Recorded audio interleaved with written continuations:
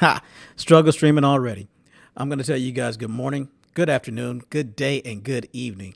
Now, I don't know what time of day it is for you. It's a good time of day. As I'm sitting here right now, I'll be honest with you, I'm struggle streaming. I'm at this stream right now, and it's stuttering, it's kicking, and I'm not exactly sure what the issue is right now. I just got testing this, maybe the issue. I was testing it a little earlier, and everything worked out great at that point. Maybe I should have jumped at that point when it was working great. And I'm here with you today. We're going to get into it. We're going to talk about, and as the title suggests, and it's not just clickbait. This is not just a clickbaity title.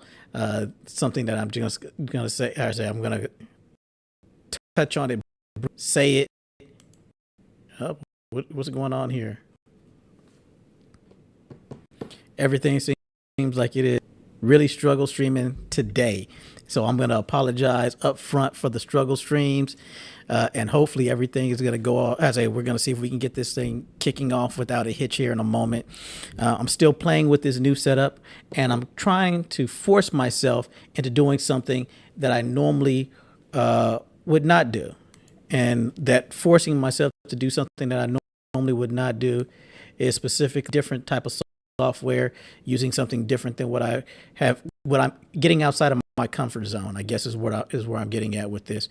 So, as I have some hiccups, as we have some issues, just know it's me getting outside of my comfort zone, getting outside of what it is I'm used to, and hopefully, as we're going through this, things will kind of iron themselves out. I'm not gonna say kind of iron themselves out. They'll iron themselves out as the processor and everything. And I hope I'm looking right now just to see what's going on with my processor speed, and hopefully everything here is going to kick in the way that it's supposed to here in a moment, because it looks like it's starting to ease out. I'm making sure there's nothing running in the background also as I'm sitting down talking to you guys.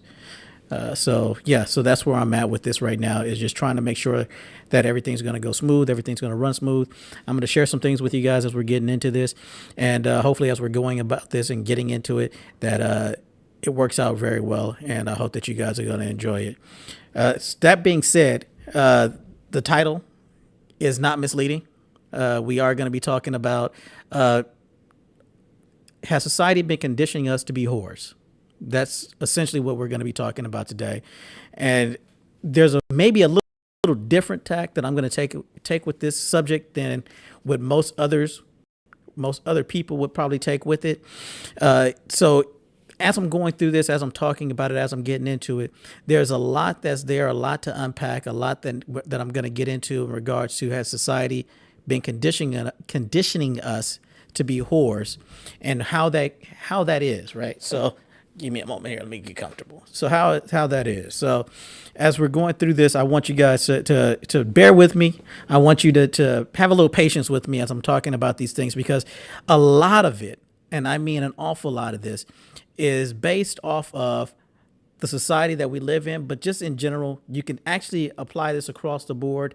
But since I'm here in the U.S., since I'm here within this system, I want to sit down and I want to talk about it from the standpoint of being here in this system. So that's where I'm at with that at this point, is just making sure that, I want to lay the groundwork on where it is that we're going at this point and what we're going to be doing next, because I don't want it to be a conversation that we're having and everybody's kind of confused as to, well, what is it that I'm talking about? What is it that I'm alluding to? What do you mean as society, trying to pin us down, make us into whores? And I think that it's very important that as we go through this, that we define those terms, and define exactly what it is that we're talking about. All right. So, and I guess before I actually get into that, one of the things I really want to hop into, and I wanted to talk about today as well, because today being August 22nd, yesterday we talked about Nat Turner and his revolt, his rebellion that he tried to get going here in the U.S., and how that narrative normally gets skewed, it normally gets overshadowed, it normally gets co-opted, and everybody wants to talk about something else other than that it's those people that have done something. Well, what I want to talk about right now, and what I really want to get into with you, is there's something else that's there. Let me, if I can share my screen here with you. Why is that not coming up? Give me one moment here. I'm looking at something on the back end because I want to share this with you, and I want to make sure that that as I share this with you, that you understand exactly where it is and I'm coming from with this. And let's see if we can get this going. I think we're there. All right, let's transition this over. No, we don't have it there. Give me one moment here. Give me a moment. Let's pull this back. Oh, there we go. And let me see if I can resize this for you here.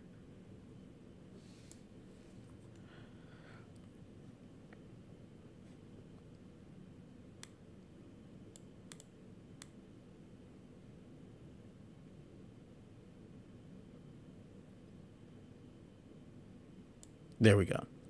All right, let's get that in there. That looks a little better. So August 22nd, actually the evening of August 22nd, going from 22nd to the 23rd, this is when it actually started back in 1791. You had the Haitian revolt that began there in the northern province, right? That was where it first began.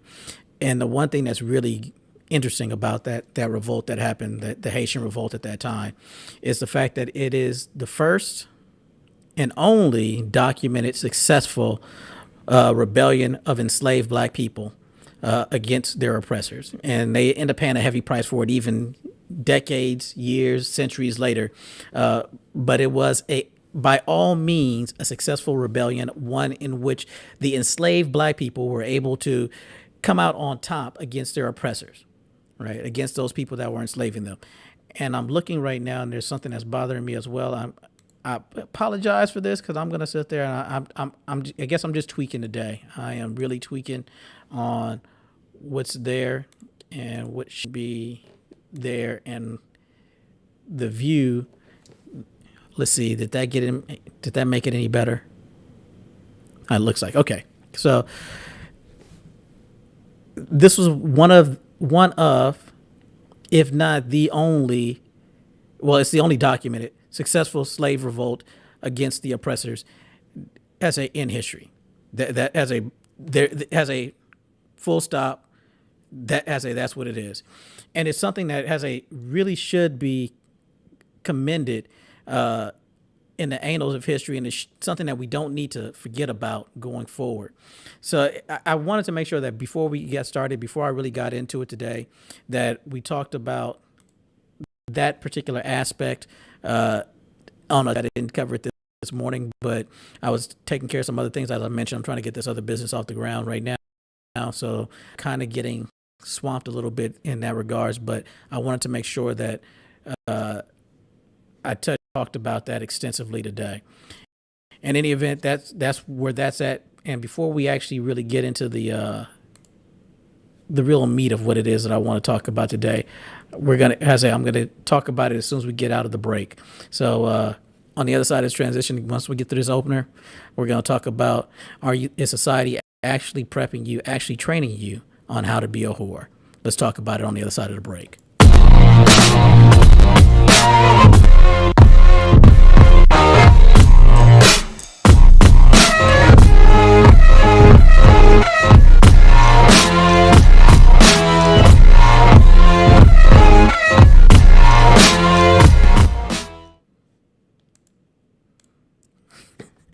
And we are back. It's the other side of that break.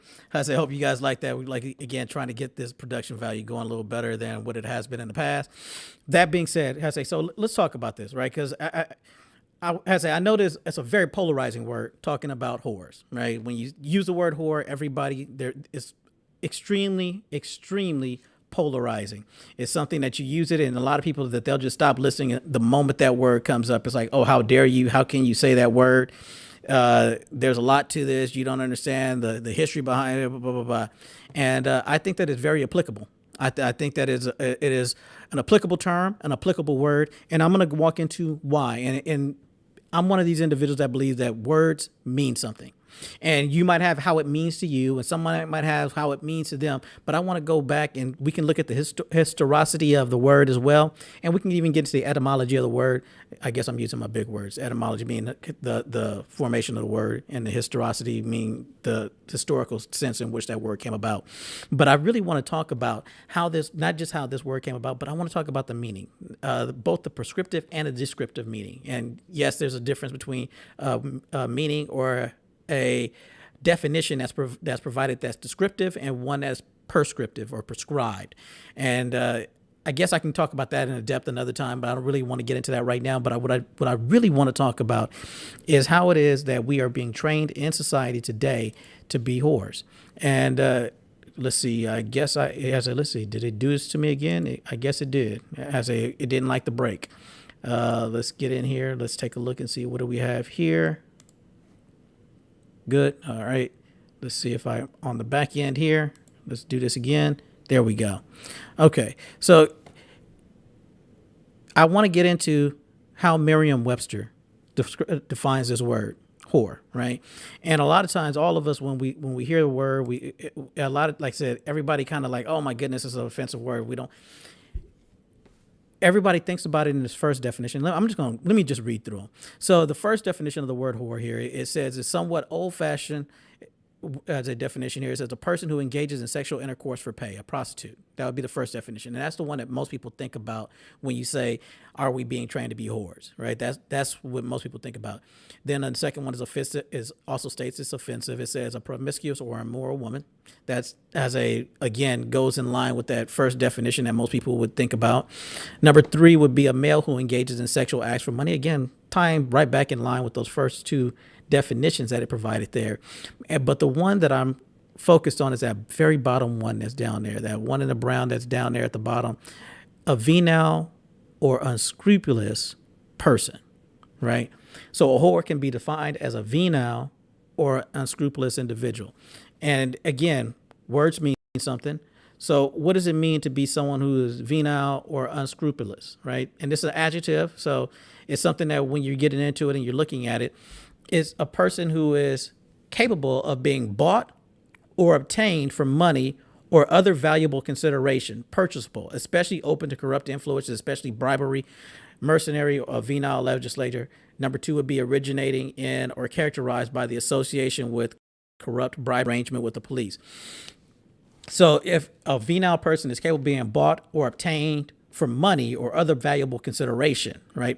A purchasable individual, a corrupt individual, an individual that's open to bribery. And if we go back to that initial definition of whore, that number 4 definition, it is a person, a venal or unscrupulous person, or a person open to being purchased for money, an unscrupulous person. And I guess let me jump down here because I just thought about it. I also need to make sure I define what an unscrupulous individual is, because an unscrupulous or a scrupulous person would be a person having moral integrity or acting with strict regard to what is considered right or proper, right? So an unscrupulous person would be the opposite of that, a person that does not have moral integrity, acting in strict regard for what is considered right or proper, right? Or I say not acting in strict regard for what is considered right or proper. So going back to that definition of a whore, it would be a person open to being purchased for money, a person who pretty much has no morals. Their value system is defunct, right? This is when you're talking about a whore, or what I mean when I'm saying has society conditioned us to be whores. And I think that that's extremely applicable in the system that we're in today, right? So we often brag about the type of system that we're in. We brag about the difference between our system and other systems that are out there. And I think that that's extremely telling in the fact that we've really bought into this system that we're into right now, that is one that is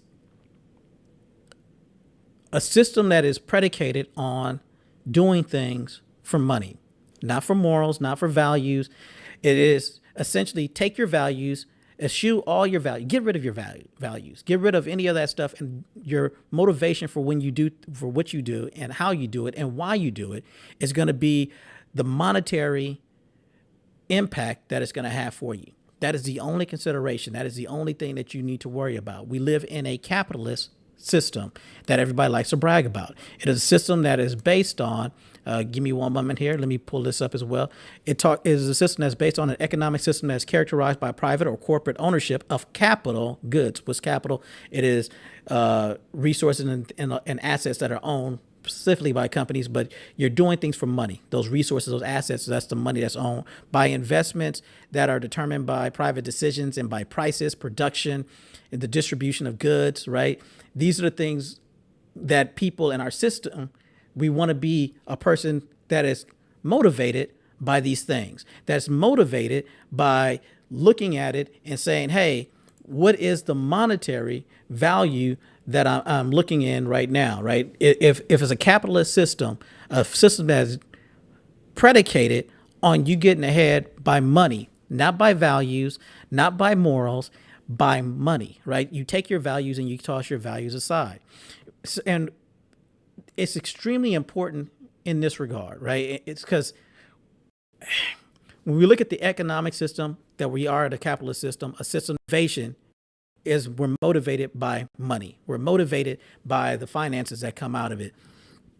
We're motivated by the fact that what are the resources, the assets that we get, not by the values that we want to pursue. Those go by the wayside. And as we're in our institutions, these mutually reinforcing institutions, specifically, I'm thinking about this indoctrination that we call schools that we send our kids to. They're taught at an early age. They're taught within the media. They're taught within the schools. They're taught within everything that we do. Say that your primary consideration in life is money. Nothing else matters. Your family doesn't matter. You'll sell your family out, kind of like where China used to be and all these other countries that we talk about, socialist countries or whatnot. All those values go by the wayside, and the only thing that has any value is money. So you want to become a doctor, or your parents will push you to become a doctor. Parents will push you to become an attorney. Your parents will push you to become an engineer. Your parents will push you to become a whole host of things besides things that might have the values that you would like to have. And they do it because they want you to have that money. They want you to have the resources. And these resources are the reason why you're doing these things. It's not because you're going to help people. It's going to be because you're going to earn a substantial living by doing it, by owning a business, by any of these things that you're doing. Has a hang your own shingle, get your own law practice, whatever it is that you're going to do, that you might think that you're going to be influenced by your values. You might even think that, hey, I'm going to do this. I'm going to go through higher education, upper education. Once I get through with my bachelor's degree, I'm going to move on to getting my law degree. And then once I get that JD, that Juris Doctorate, then I'm going to help out the people in my community who are suffering because they are underrepresented for the most part within the system. And that and that thought process, that thinking of it ends up going by the wayside, and we end up pouring out, right? Because once you get to that point, you've now gone through the 4 years of undergraduate to get your bachelor's degree. You've taken the LSAT in the example that I'm giving you of an attorney. So you put money behind that, behind studying for it and getting all of that stuff for it. Then you jump into it and you go to law school and you put all the capital expenditure that you can into that. And then from there, once you get out of law school, now you have to take the bar, and there's a capital expenditure in that. You got to take the MPRE exam. There's a capital expenditure into that. And all of this money that you're putting in, it just keeps racking up over time, over and over and over and over again. And by the time you're done, you've put 6 figures worth of debt on your head by the time you get out. And now that you're an attorney, and you're now no longer thinking about helping those individuals, helping your community, going back, putting your hand back, bringing those along with you.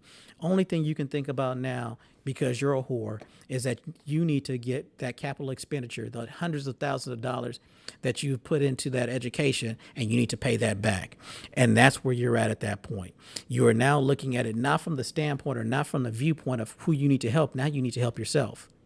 And you're going to be in debt for a number of years until you pay off that hundreds of thousands of dollars that you put into getting that's accruing with interest that you can't discharge in bankruptcy because it is a student loan debt. And because of the student loan debt that's there, now you are for that money, and you can't just dump it and go somewhere else and say, okay, well, I'm going to start all over again. I want to try something else. No, now you're at the point where you're going to have to make sure that you make good on that debt. You're going to have to make sure that as you're going through this and as you're looking at it, that that debt that you've accrued over all this time is now something that you're going to have to make sure that you make good on. And that's the hard part. And we can even look at it in the example of a doctor to go to medical school. The exact same thing happens, right? A lot of parents, especially in other cultures, will tell you, "Oh, you don't want a PhD. No. You want an MD, right? What does an MD stand for? It stands for money doctor." Right? A PhD stands for a poor, hungry doctor. That's what they'll tell their kids a lot of times. So what you're searching for, what you're striving for, what you're trying to get after, you don't want to be so if you are into that, where you actually get to teach in higher education, where you actually go to higher learning, so to speak, and you're teaching there, and you're actually getting a 6-figure paycheck that you've put all this money to get that PhD into, now you got to play the game, right? You're an institutional player at this point. And once you are an institutional player, once they got you, right, they preach it to you, you want to be somebody all your life, right? And the values that you've eschewed and the values that you pulled in over time are values about, or essentially about, you becoming a whore in the system. And most people don't care about the fact that, okay, they've whored out to an extent once they get to that point, the only thing that matters to them, because it's what matters to their family, it's what matters to the people around them, is the fact that now they have the resources and now they're somebody, and they may hate their job. They may hate what it is they do.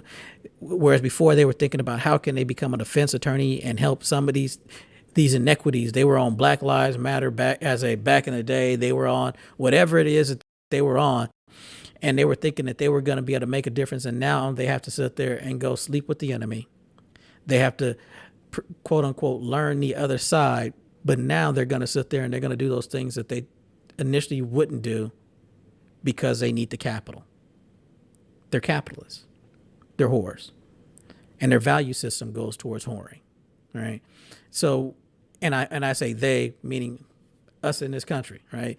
Once you become an institutional player, once you get locked into it, and now you're making the big bucks, most of the time the big bucks come with the cost of you becoming a whore.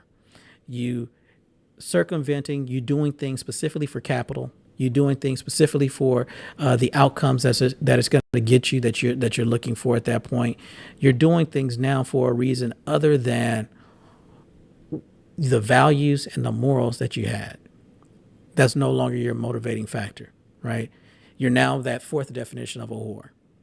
And that's something that a lot of people, when you explain it to them and you express it to them, and to realize that after they've quote unquote made it, and the things that they've had to do, whether they get in the music industry and all the things that they thought they were going to do, and now all of a sudden they got duped or whatever into a bad contract, and now they're whoring out, or the things that they'll do, put a dress on people in the film and entertainment industry, and they'll do these things all so that they can make the money. They will whore out, and they're perfectly okay with doing it. And everybody says, "Hey, that's all right." Your family will tell you, "Hey, that's all right," right? They won't tell you that if you were a daughter, and you told them you're gonna hit the block. No, they would tell you, "No, don't do it that way." But hey, if you're going to do it, and you're going to make the big bucks, and you're going to do, and everybody's going to be okay with it, as in our society says that is okay, then now everybody says that's a good reason to be a whore, right? So these are the many aspects of it when you're looking at it and you're deciphering whether or not in our society it's okay to be a whore, or has our society encouraged us to become whores. And I think in looking at it from the perspective of the actual definition of the word, not just a person who is sleeping around, which would be the first three definitions, essentially, whether it's man, woman, as a dealing with from that perspective. But if you're a venal individual, If you're an individual that's unscrupulous, that also qualifies under the definition of a whore. And we do these things venal, being open to being bought, being purchased. And we brag about selling ourselves. That's within the vernacular. That's within our lexicon. That's what we talk about a lot of times in our society is you need to sell yourself, right? We tell our kids that. We tell, as they're growing up, that next generation, hey, you need to be good at selling yourself, right? You need to learn how to sell yourself. In some sense, that's a good thing. But if you're doing it strictly for the money, not for the values, not for your morals, that goes against your morals, then it makes you a whore, right? But if it has that unscrupulous part, right, going against morals, going against that's the part that makes you a whore. Because if it was something that you were going to do, and I guess you can say if you're sleeping with somebody for money or having sex for money, you would have done it anyway. By the first three definitions, I guess that would also count. But in the sense that going against your values, and our society teaches you every single day in every single way, sell yourself. That you need to look for a way out.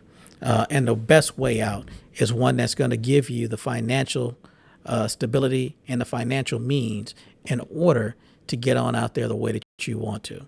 And that's the part where it really, really is incumbent on the individual to start looking at how it is that we do within our society, or what it is rather that we do within our society. And forgive me for sitting there.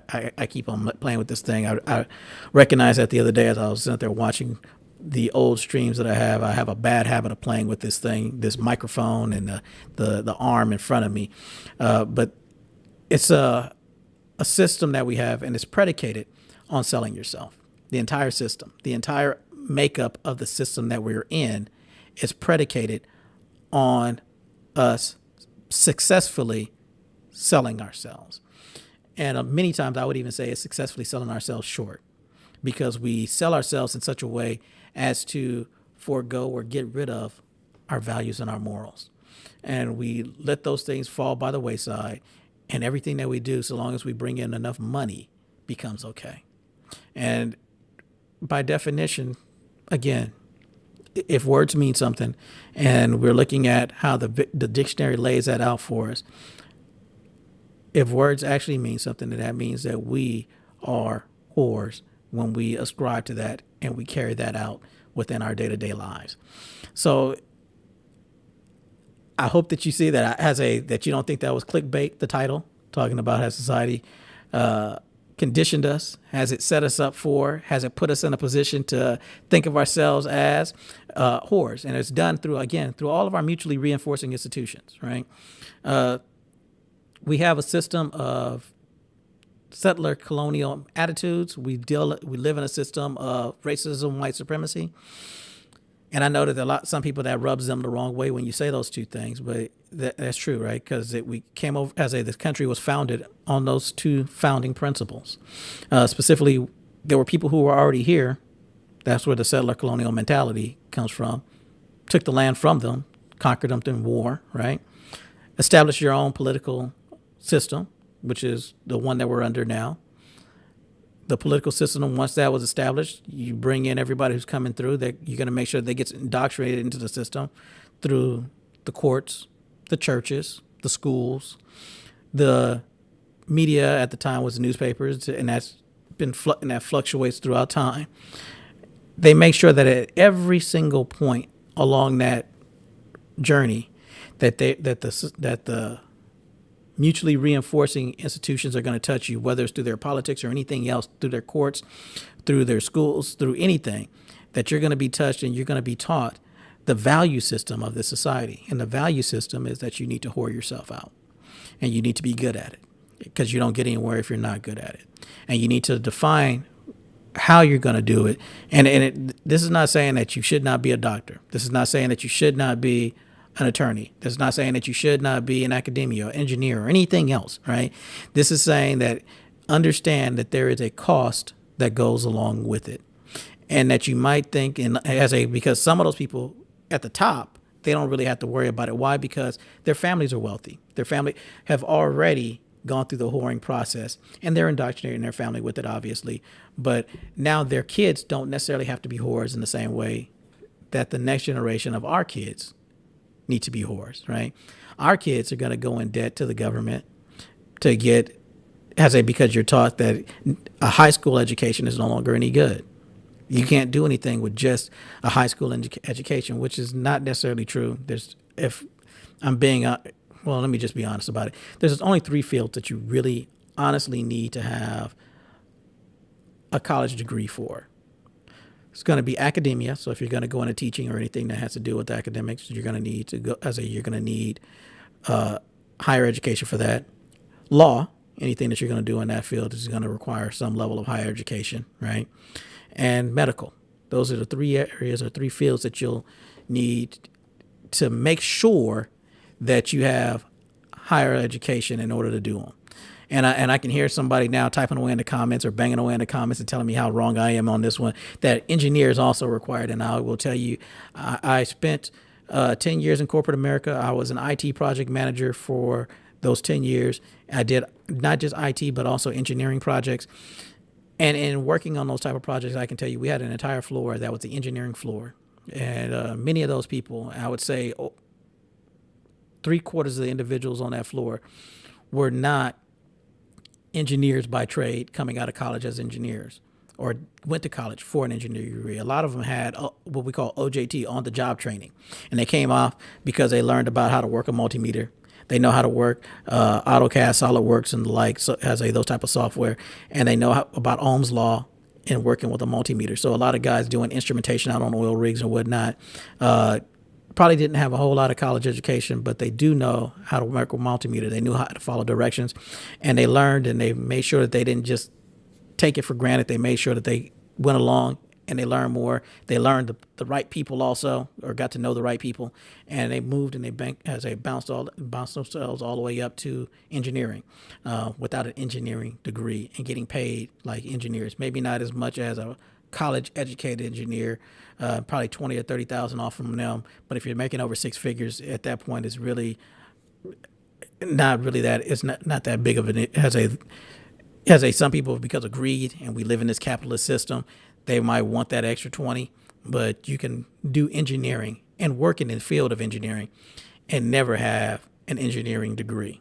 And I can tell you that anecdotally from multiple companies that I've interacted with and I've worked for in my lifetime. So there's really only 3 that I've noted in my lifetime where the requirement for higher education is there. And I mean a legitimate requirement that it's a pay-to-play system. You cannot enter into those 3 fields, those 3 occupational fields without a college degree. And again, that's academia, legal, and medical. Those are the 3. Those 3, you must have a college degree in order to participate. And by the time you get out, any of the values or any of the morals that you might have had are pretty much going to go by the wayside, because you're going to do any and everything that's possible in order to make sure that you pay back the money that Uncle Sam is not going to let you discharge any other way. Only way that you can discharge that debt is to pay him off. And if you don't pay him off, that debt continues to accrue, the interest continues to build. And whereas you can get rid of a lot of other debt via bankruptcy, student loan debt doesn't go away with bankruptcy. Uncle Sam wants his money. He's going to get his money, and he's going to put you out there on the block in order to make sure he gets it. So you're going to either do it willingly, or we're going to do it the easy way, as Fleece Johnson says, or the hard way. One way or the other, Uncle Sam's going to get his money. And when you're looking at it from that perspective, and when you're considering it from that perspective, it becomes painful. And I've just noticed that I am a few seconds behind here on the lag.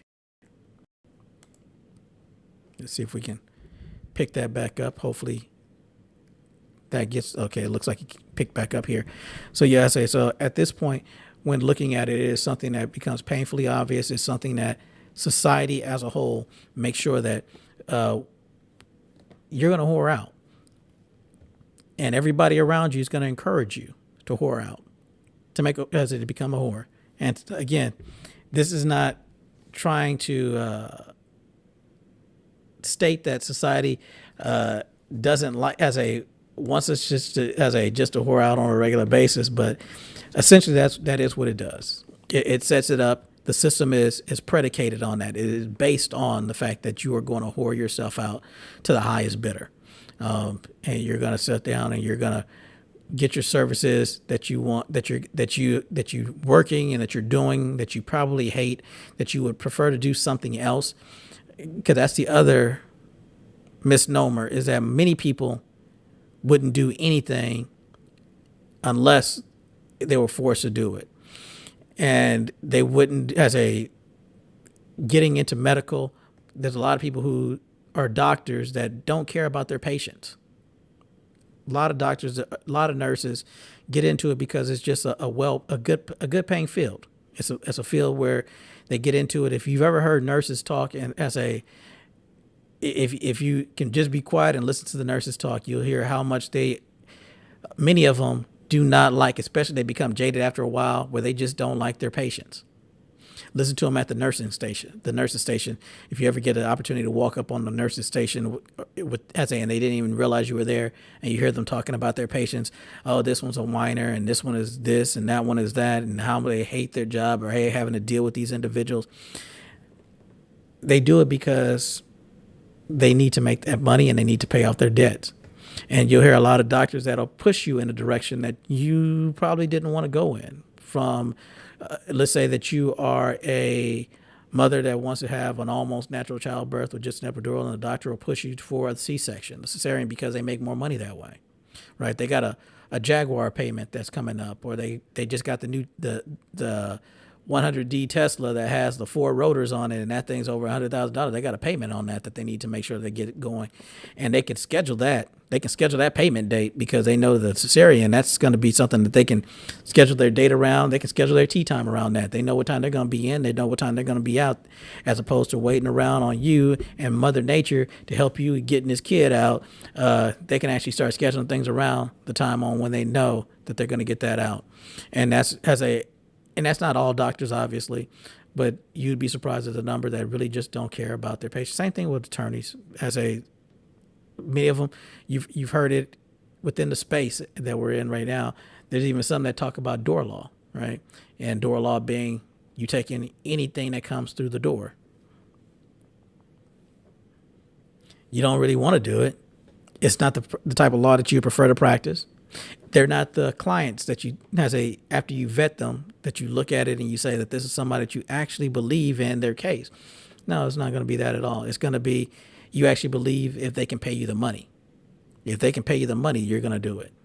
And it foregoes any pro bono work that you were thinking about. Oh, I'm going to help those who are in need. Now, you don't want to do those. Why? Because you're not making any money. You got student loan debt that needs to get paid back. And Uncle Sam's not canceling that, right? They talk about it big right now, but they're not canceling it. They could, by executive order, cancel all of it right now. Boom, done. But they're not going to. They will not do it. Because it's important on making sure that you remain a whore. Not just that they get their money, but because financially, it doesn't matter one way or the other for the government, but they do want to make sure that they have that dangling over you in order to get you to comply with block, right? They want you out there, you get out there on the stroll, right? You need to get out there on the stroll and do whatever it is they tell you to, and be very compliant and very conciliatory towards them, and enjoying taking whatever it is you're going to get, and make sure you bring him back his money, right? You better have his money. And you know how that expression actually goes. In any event, I didn't want to take up too much of your time. I just realized what time it is. I'm trying to keep it up under an hour. And I guess I just got really going. I got into this, really got going with it. And I didn't want to take up too much time in talking about it, but it's really important to understand. And I'm just going to go over these slides real fast again with you, just to really go over what's actually out there and what it is that I'm actually talking about, and why I'm talking about it from the perspective that I'm talking about it from. So I'm going to start at the beginning. All right. So let's just start at the beginning with the first slide here. And the first slide that has because instead of starting off with capitalism, because capitalism is important. And I guess we should start off there. Let's go backwards. So within the system that we live in a capitalistic system. And that capitalist system, the definition that's defined by Merriam-Webster here, is an economic system characterized by private or corporate ownership of capital goods, by investments that are determined by private decisions, and by prices, production, and the distribution of goods that are determined mainly by competition in a free market. Right. So that is the system that we prescribe to, that we state that we're in, although we can also make the argument that the system's not really a capitalist system. It's capitalist for everybody else. It's socialism for those at the top. Right. If you mess up, if you screw up, then you don't get any relief. But if you're at the top, there's socialism for you. Everybody's going to pitch in order to give you the capital necessary in order to bail you out from whatever bad mistakes financially that you made that the rest of us are not able to make. Okay, so there's that. However, I guess I got a little bit on my soapbox there. I apologize. But looking at that word, the definition, whore, right? And again, there's four definitions, and most people think of 1, 2, and 3 whenever they think about whore. But the one I'm thinking about, and the one that when I say, are you being trained to be a whore, is number 4 down here. It's a venal or unscrupulous person, right? And in defining both the venal and unscrupulous part, the venal person, or the venal portion of a venal person, is capable of being bought or obtained for money or other valuable consideration, right? Purchasable, especially open to corrupt influence, and especially bribery, mercenary, or venal legislator, right? So somebody who's open to bribery, someone who's purchasable, is the venal part.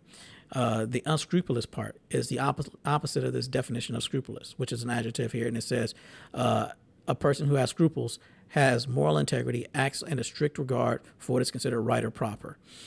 So an unscrupulous person would be the opposite of that. It would be a person not having moral integrity, a person not acting in strict regard for what is considered right or proper.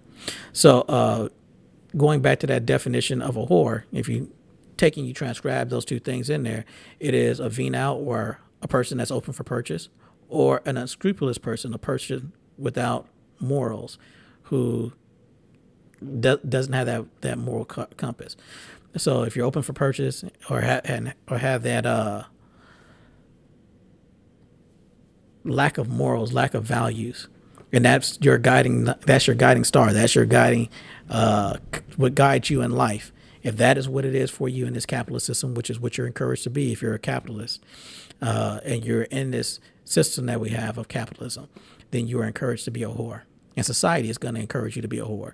Maybe not, they go, oh no, that's not the definition, but we just seen that because words mean something, and when you look at the definition, that fourth definition there definitely applies. So as it mentions, when it talks about it can be offensive, and that some people might be offended by that statement.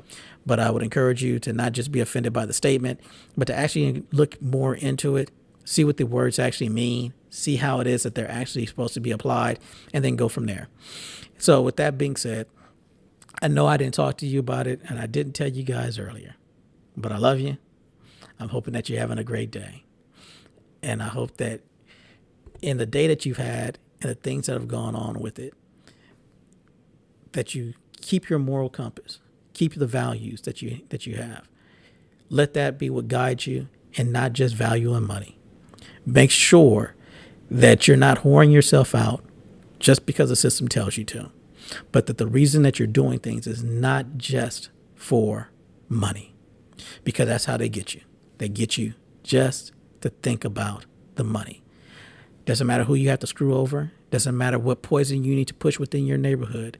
It doesn't matter anything or everything that goes about it. If you have to be a slick person in order to sit there and screw someone else over, most people will do it in the pursuit of money.